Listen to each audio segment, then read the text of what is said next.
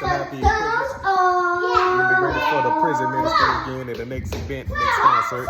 Always try to do a little, making sure everything is functioning correctly.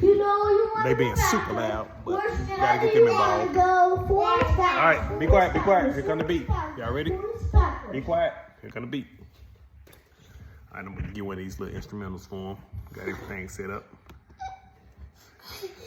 All right, here we go. All right, there your beat. One at a time. You first, go. What's up, dog? I can call you back. Rappers that clap.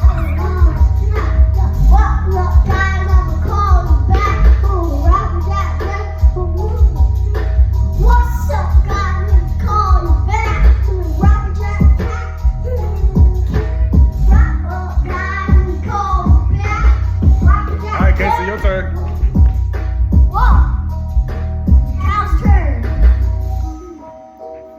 Come on, Casey.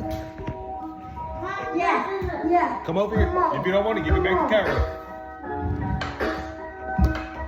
What's up, guys? I call you back. And let's get back to Minecraft. All right, go, Carter. Your turn. What's up?